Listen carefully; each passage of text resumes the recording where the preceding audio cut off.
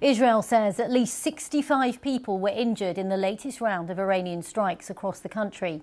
Among the buildings hit on the 7th day of the conflict was a hospital in the southern city of Beersheba. Israel says it's targeted Iran's Natanz nuclear site and has also hit an inactive reactor. Iran state media has released this video said to be of missiles being launched towards Israel. Well, the news agency says the pictures were shot yesterday. Among those injured in Israel include a man in his 80s and two women in their 70s who are said to be in serious conditions. Several missiles managed to penetrate Israel's defense system. This is Ramat Gan in the Tel Aviv area. A missile also landed between buildings in Holon. Well, the emergency services say more than 30 people were injured in the attack on the Soroka Hospital in Beersheba. In a tweet, Israel's Prime Minister Benjamin Netanyahu said terrorist tyrants had launched missiles at the hospital and at a civilian population. He said Israel would exact the full price from Iran for the attack. Well, Iran says it was targeting a military site next to the hospital, not the hospital itself. Well, let's hear from a paramedic who was at the scene. As you can see behind me, I am on the scene where a missile struck right in the center of a building complex. We have 5 buildings that were hit by the missile. We have one which is the main building and all the other ones surrounding it, which were partially hit as well. We are currently evacuating minimal amount of patients. We have 1 serious patient with 2 more with minor injuries. We still have a lot of work behind me, as you can see, extracting patients from all the buildings, going door from door. Our teams are together with the fire department and front command, trying to get people out of their houses. You can see the house behind me is still on fire. Well, the Israel Defense Forces say they struck more than 20 military targets in Tehran yesterday. Iranian media says Israel struck an area near the heavy water research reactor in Kondab, which is part of Iran's nuclear program. The complex is commonly known as Arak. Well, it's understood around 60 Israeli warplanes targeted Iran last night. Meanwhile, President Trump is understood to have approved a plan of attack against Iran, but is yet to decide whether he wants to go ahead with it. The BBC's partner in America, CBS News, says Mr. Trump is still waiting to see whether Iran will abandon its nuclear program. Iran's supreme leader has rejected President Trump's demand for unconditional surrender. And the Iranian foreign minister said his country was committed to diplomacy, and his officials say they're considering possible meetings with US negotiators. Well, Mr. Trump is reported to have approved plans for the US to join Israel's attacks on Iran, as we were saying, but it's still to make a final decision on whether those strikes should go ahead. With more on that, here's our North America correspondent, Jake Kwan. There doesn't seem to be an end in sight as Israel and Iran exchange volleys for nearly a week. The people in neighboring Syria and Jordan are watching the missiles being intercepted like in this video. But the war could spill over to American military bases in these countries as Washington weighs striking Iran directly. It's a 30,000-pound question. Only American bunker buster bombs could penetrate the Iranian nuclear sites at Fordo, hidden deep underground. That's one possible target for President Donald Trump. He has now approved the plan to strike Iran, the BBC's U.S. partner CBS News has reported. But he is holding off on the final order in case Iran agrees to abandon its nuclear program, according to the report. Al, you seem very open to Speaking at the Oval Office yesterday, the president insisted that a negotiated settlement with Iran was still possible. You know, Iran was very close to signing what would have been a very good agreement for them. And maybe that could still happen, I guess. You know, they do want to come and see us. They want to see me in the White House. That's a big statement, but it's very late. But Iranians have immediately shut down the idea of negotiation or any idea of surrender. Americans have been helping Israel shoot down Iranian missiles, but Iranian officials warn a direct attack on Iran would be crossing the red line. If they decide to be engaged militarily, direct military involvement in this massacre, definitely we will do whatever necessary to protect ourselves. Escalation of the conflict beyond Israel and Iran has the world powers worried. Russian leader Vladimir Putin rejected the idea of killing Iran's leader and toppling the regime, saying the Iranian people are consolidating around their leaders. Iran has convened an emergency meeting at the United Nations Security Council, which will be held tomorrow. The same day, several of Europe's foreign ministers will meet with Iranians in Geneva, a last-ditch effort to stop the war from sliding further. But for now, it appears the real decision will be made in Washington, inside President Trump's war room. Jay Kwon, BBC News, Washington. Well, for more on that, we've been hearing from Kasia Junaidi, who is our BBC Persian correspondent in Washington. Hi. Hello, Regina. Hi, Kasia. So just tell us what the feeling is in Washington at the moment, given what we heard there about what the White House is pondering. Well, there is a lot of speculation here about what President Trump would make of when and what will be the final decision to be made by the president. So he spoke about his options about Iran yesterday several times during the day. And of course, he was also talking about that if it's still a possibility of, if there's still room for negotiations with Iran. And he said that the Iranians have come to want to come to the White House and talk to him, but he's told them it's late and why didn't they negotiate with him earlier. But on the other side, the Iranians have said that they've never asked for talks with President Trump at the White House. Actually, they said as long as the war carries on, there is no room for negotiations, and they will only talk when the war stops.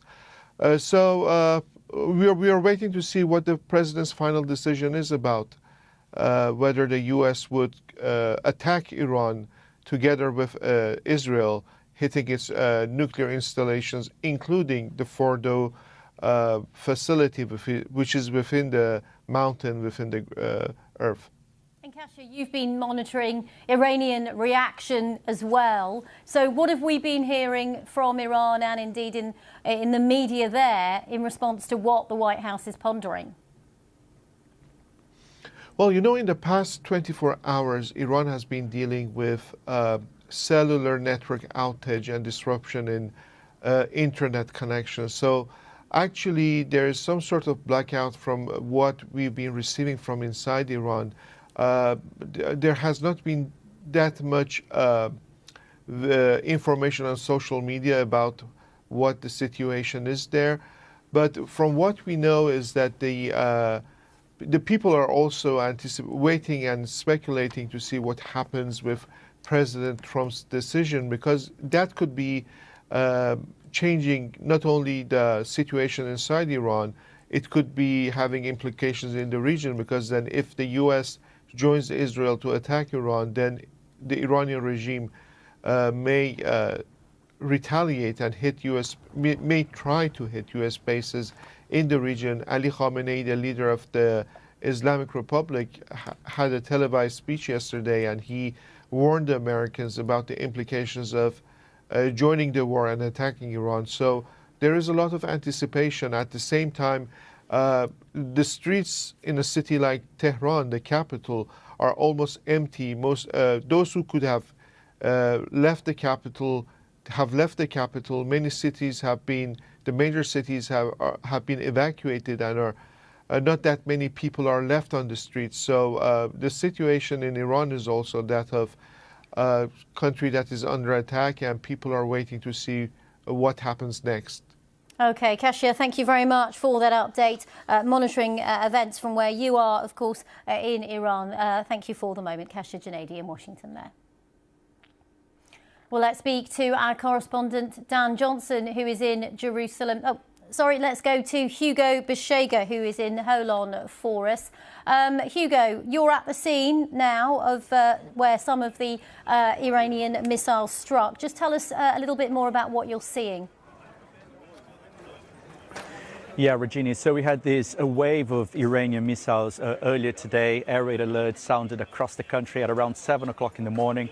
The Israeli authorities said around 30 missiles were fired by Iran, as Iran continues to respond to these Israeli airstrikes. Most of those missiles were intercepted by the country's air defense systems, but some of them did manage to penetrate the defenses. And one of those missiles hit here this residential neighborhood in the city of Holon, down near Tel Aviv, and the authorities are saying that the missile landed between these two buildings here. You can see that the top section of that 4-story building partially collapsed. The authorities are saying that 3 people were injured as a result of the attack.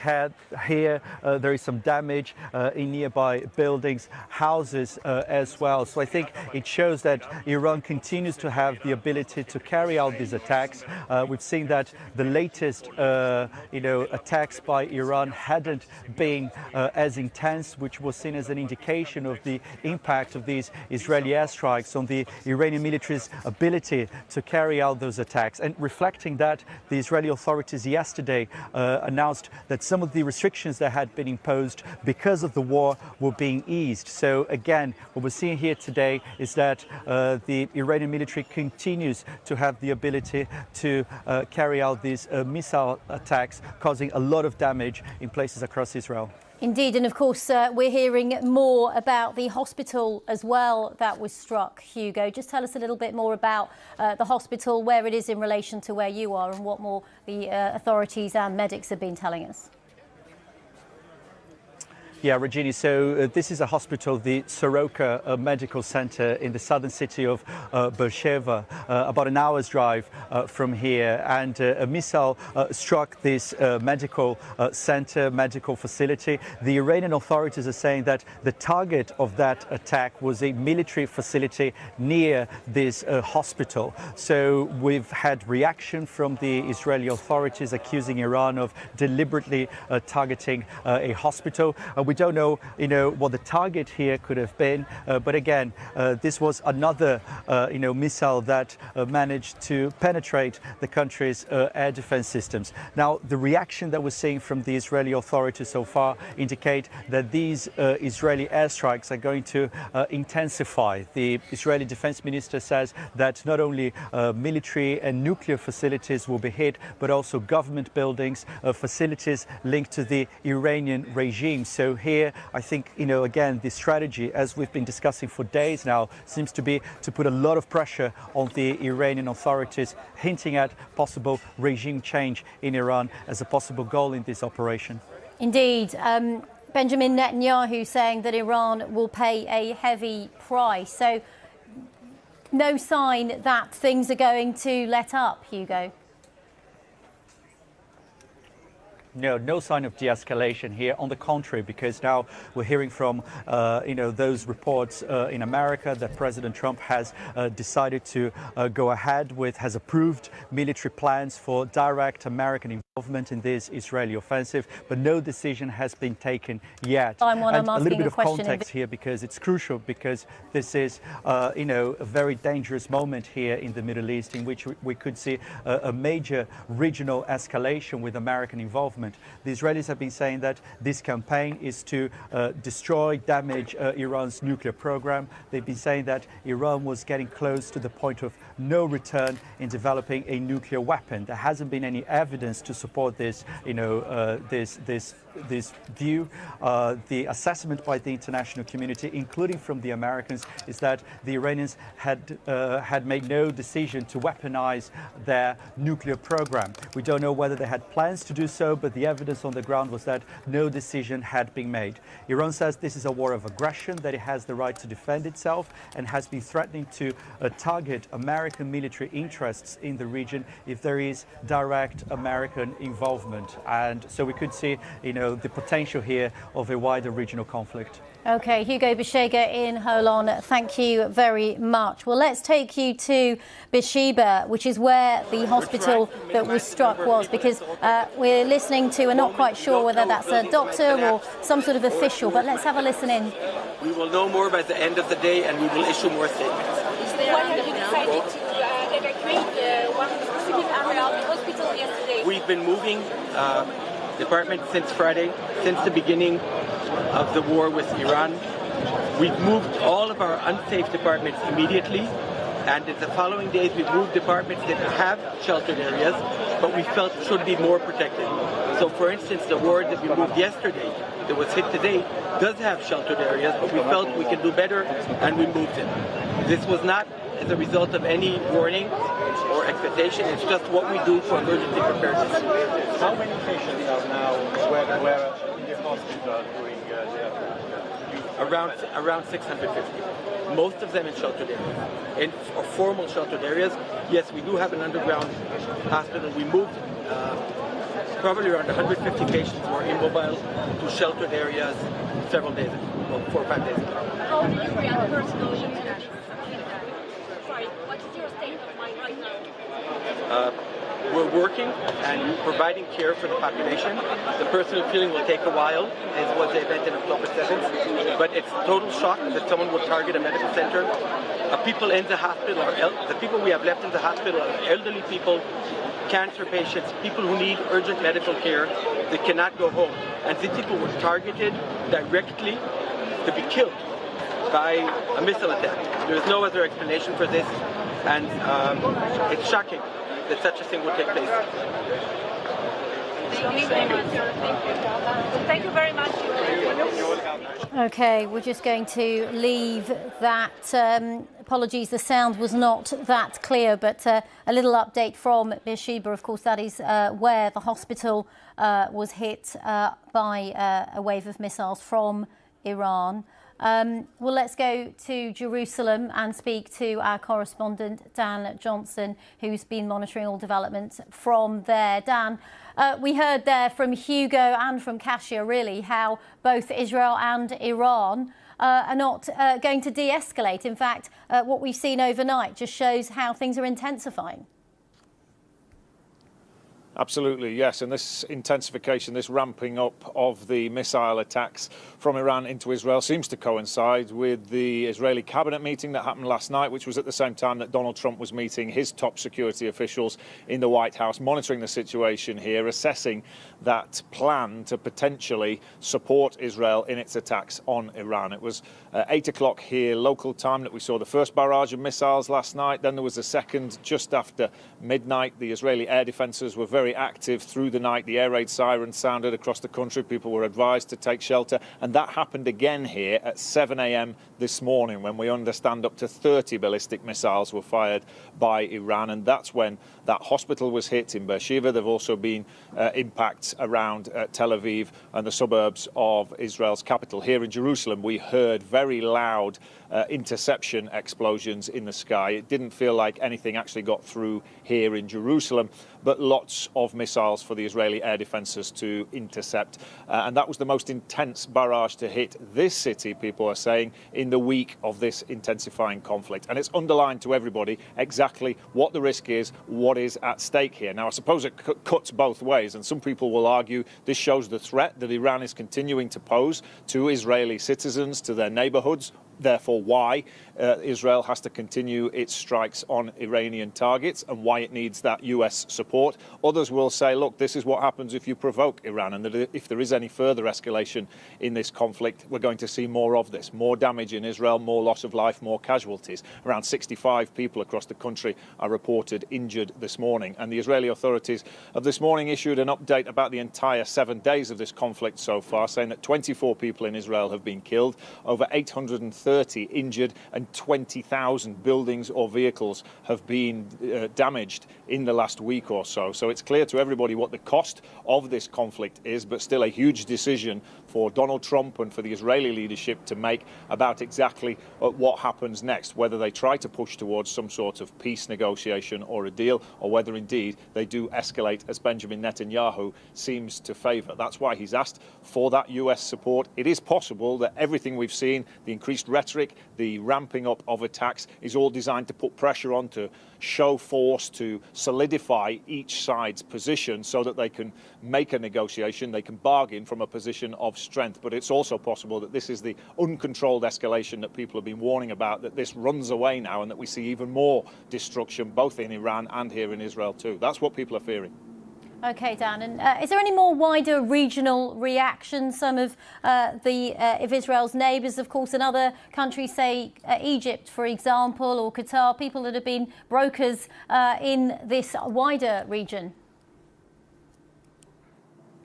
Yeah, most of the surrounding countries have been pushing increasingly over the past few days for a peace settlement. And we've heard that message coming from as far afield as China and Russia too. We understand yesterday a plane with a delegation from Iran actually flew to Oman, and it may be possible that they are in position ready to negotiate if indeed the Israelis come to the table and there is some possibility of talks. A lot of speculation about whether that is actually what's happening, whether that would even be possible. Donald Trump says he's got this plan in place, that he favors supporting Israel in what it wants to do, but that he's looking to Iran to back down, to come and negotiate, to reach some sort of peace settlement that would keep Israeli citizens safe, reassure Israel that Iran has no nuclear ambitions and no desire to further attack this country.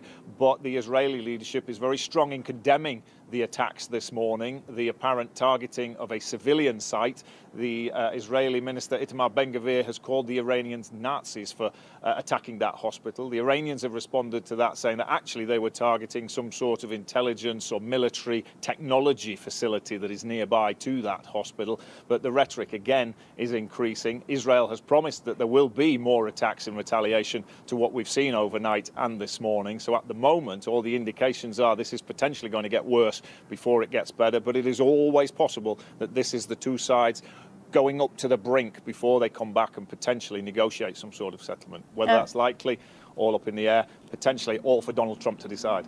OK, thanks so much, Dan Johnson in Jerusalem for us. Let's stay with the story. Let's now speak to Azadeh Moaveri, the Associate Professor of Journalism at New York University. Thank you very much for joining us here on BBC News. As we heard from Dan there, things just seem to be escalating. As your perspective of someone who watches Iran very closely, what do you think the calculations are in Iran at a government level at the moment? I mean, we know that there are pre-negotiations going on. There are intermediaries who are trying to broker some sort of preliminary talks in excuse me, ahead of possible return to the negotiating table. There's a meeting of Iranian diplomats and the E3 on Friday. But I think for any of that to be feasible, for talks to be restarted, from the Iranian side, there would be a clear expectation that the bombing would stop first. I think it's impossible that Iran would be willing to go back to the table and resume where they had left off when Israel attacked Iran while this fighting continues, if the nuclear facility at Fordow is bombed. So, there's frantic diplomatic activity going on. The Iranians have been messaging and they're in touch with various intermediaries, but the precondition would be for the bombing to stop first. Which countries do you think hold a sway over Iran in this equation at the moment? I mean, some people have even talked about Russia and the relationship Russia has with all the players in this. I mean, I think Iran is strategically lonely. I don't think that there is any player that is capable of pressuring Iran to do what it's not inclined to do, to reassert some form of deterrence. Inside Iran, this is very much playing out and perceived and being waged by Israel as a war on civilians. I think it's really critical that the media framing of the sites that are being targeted inside Iran acknowledges that it's not simply nuclear sites that are being hit. They have been hitting for the past 6 days municipalities, water systems, energy infrastructure, refineries, media bases, civilian areas, and dense neighborhoods. So this is not targeted clinical strikes on a nuclear program. This is a war that's being waged on civilians, and there's mass displacement of millions of people. It's very hard to get casualty numbers. But I think the Iranian leadership understands that the public mood is changing. Iranians perceive this as an attack on the Iranian nation, on its sovereignty, and there is a real sort of patriotic sort of palpable sentiment emerging. You know, people feel like their livelihoods are being threatened. You know, the scenes that I'm seeing in Tehran, what I'm hearing from friends and family. I mean, I covered the Russian full-scale invasion of Ukraine through the displacement of Ukrainian refugees. You know, you have a massive civilian population that's on the move. Very vulnerable people can't move. So I think to the extent that public sentiment inside the country is coalescing around that, that gives the government a sense that... Got to stop you there. Azadeh Moaveni, thank you very much for ending this half hour. There's plenty more on the BBC News website. Do stay with us.